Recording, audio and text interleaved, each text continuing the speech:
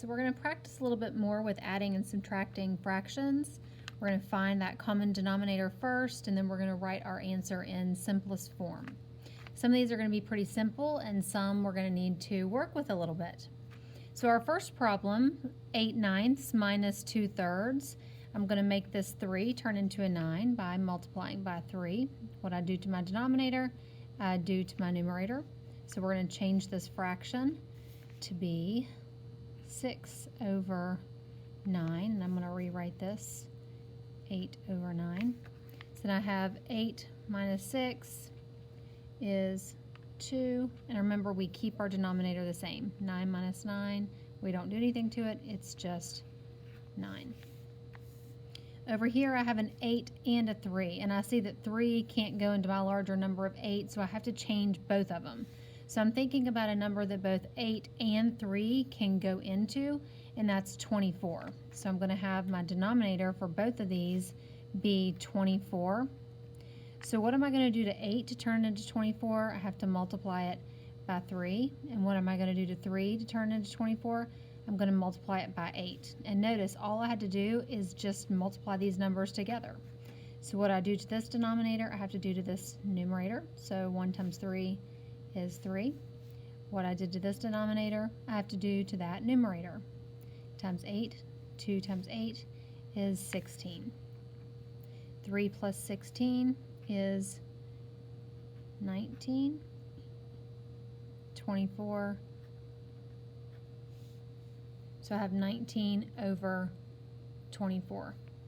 Now we have 3/5 minus 2/4.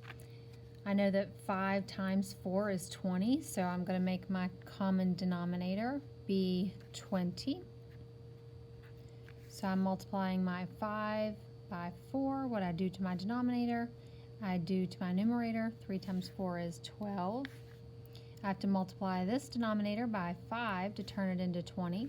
What I do to the denominator, I do to the numerator. 2 times 5 is 10. 12 minus 10 is 2. Keep my denominator the same, but I see that I can reduce it, so I have to divide by 2. Same thing, when I do to my numerator, I do to my denominator. Divide. And you get 1/10. And that's the simplest form. Problem number 4, you get 1/2 plus 6/16. So I see that 2 actually goes into 16, so I can keep that denominator of 16. We're adding. So what do I have to do to 2 to turn into 16? I have to multiply it by 8. What I do to my denominator, I do to my numerator. 1 times 8 is 8, and we're keeping this one the same because it already has a denominator of 16. So I'm going to add 8 plus 6 is 12. So this is not in simplest form because I see that I can divide both of these by 2, or I could go even bigger and I could divide them both by 4. 12 divided by 4 is 3. 16 divided by 4 is 4. And then our last example problem, 3/12 plus 5/8. I know that both of these numbers will go into 24. So I'm going to use that as my common denominator. So to turn 12 into 24, I have to multiply it by 2. What I do to my denominator, I do to my numerator. 3 times 2 is 6. To turn 8 into 24, I have to multiply it by 3. What I do to my denominator, I do to my numerator. 5 times 3 is 15. So now I'm going to add. 6 plus 15 gives me 21.